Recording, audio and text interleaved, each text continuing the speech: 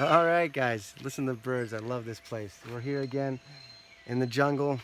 The coffee farm is that direction. The wildlife preserve is this direction. Inspiration flows from this place. And there's a bee that's trying to make his way into this video. And I think we're going to let him do that. No big deal. And as I was sitting here today, I was thinking about difficulty. Is difficulty a reason for failure, or is it a reason for success? And it really depends on who you ask. If you ask the vast majority of people, why is it that you haven't made it to where you want to be, or that you haven't achieved the success that you were always seeking? They would have this list for you of a lot of excuses, a lot of justifications and rationalizations, and ultimately because it was too hard. It was because of difficulty. And yet, if you ask on the other side of that, the people that have overwhelming success, you ask them about difficulty and they have a totally different story to tell you. Difficulty, in their case, is simply a catalyst to grow and become strong and learn how to do things better. It's an opportunity for learning. It's an opportunity for growth. Failure is a learned behavior. Failure is not something we come by naturally. When we're kids and we see the swing set over there or the climbing gym or whatever we see, and we want to go do that thing, we go try it, and if we fall off, we don't consider that a failure. We consider that an opportunity to get up, learn how to dust ourselves off, and jump back up there and do it again, right? You've got to determine in yourself that it will work no matter what.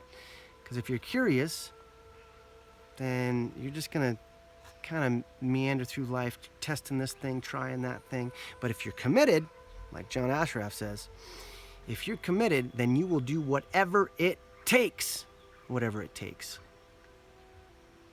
And so I was sitting here thinking about this, and I thought about like basketball, let's just say, for instance.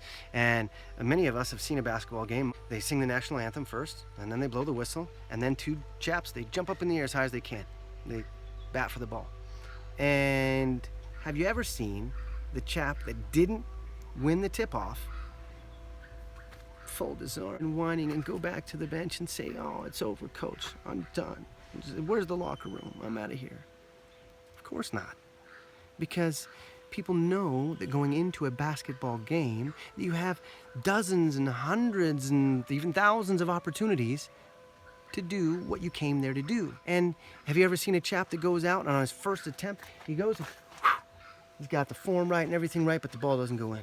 And he goes, "Oh man, I can't, I failed. I could never make it anymore. It's all over. My first shot is done, and now we're out of here. Coach, where's the bus? I'm gonna go get on the bus. We need to go home." You gotta be kidding me. That's not the way that it works. And yet, that's what we do in life, oftentimes. We see this magnificent goal that we want to attain and we want to achieve, and we say to ourselves, "Yeah, I'm gonna go for that thing." And then when we're met with the first obstacle or the first trial or the first difficulty, or we shoot for it and it doesn't go in on the first attempt, imagine that, and we just give up. Ah, man, that was too hard. I gotta quit. I better try something else. And so we have this huge string of failed attempts at the things that we want to do in life. The predominant theme of sports in general, actually, I mean, think about golf. Golf, chap gets up there to the tee, hole number one, tries his best, hits it. Oh, can you imagine? It didn't go directly in the cup on the first hit. It actually sliced off into the rough. Now, if somebody did that, what if Tiger Woods were to get up there and whack it? Now, I know he's pretty good, but he's hit a few shots that didn't go directly where he wanted him to. And does he put his arms up and go, "Oh man, I'll never make it. I'm gonna lose now. I better just take me to the bar. I need a couple drinks. Pour me a double." Of course not. No winner ever does that. Nobody. You don't even know the names of the people that do that because they're not winners.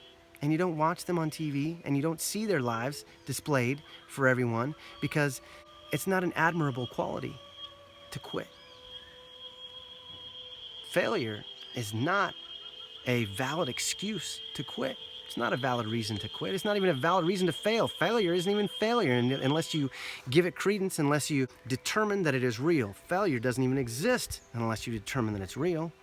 Failure is simply an opportunity to learn and grow and strengthen and get better. They say that it takes 10,000 hours to become an expert. And whether or not that's true, that's debatable. Who knows? Who cares? But I suggest to you that you give yourself an allotment of, say, if you have something that you really want to do, that really strikes you in the heart, that's the adventure of your lifetime, that you give yourself 10,000 opportunities to try it out and do it before you become dejected and quit and sullen and go home.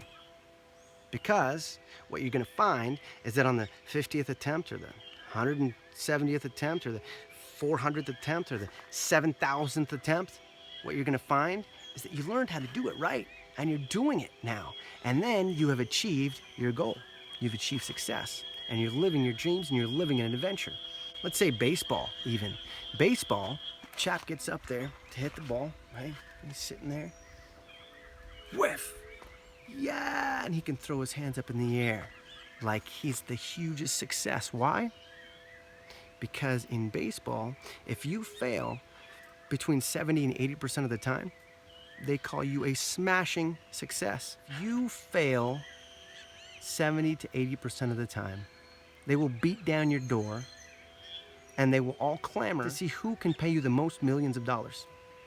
If you only succeed 20 to 30% of the time, that's what they do in baseball. In life, we see one or two failures, we see one or two attempts that didn't go our way, and we want to quit. We want to just chalk it up, throw in the towel, that's it, I'm done. Where's the locker room, coach? Shower up, go home. You guys, you have greatness in you. You have greatness. Every single one of you has greatness inside of you. And all that it takes is some diligence, some planned action. Sit with a notepad and write out the things that you really, really, really want to do with your life, and then jot a couple notes about how to implement that. You're going to find that inspiration just flows to you, like you can't even stop it from happening. You can't expect somebody to do your push-ups for you. I know you can do it, and you know you can do it. You know you can do it. So all there is left to do is to do it then. That's it. And then put it out there. Make it public, make it known, and by doing that, you will effectively have taken the first humongous step into your dreams. If you make it known. Make known right down here what it is you want to step into and do today. Don't wait. And if it takes a few days for you to structure it, then this week, tell me what you're going to do this week. Anything beyond that, and it just becomes a distant, fading voice, fades into nothing. But today you have access to today to affect change on something in this moment, right now. So go right now, take out a notebook, and jot down what you want to do. Or just comment below and tell me about it, and we'll make it happen. Even if one of them is to get down here and visit the jungle, let me know about that. I'm into it. I'll give you the tour myself. All right? Thanks, guys. Have a good day. Talk to you soon.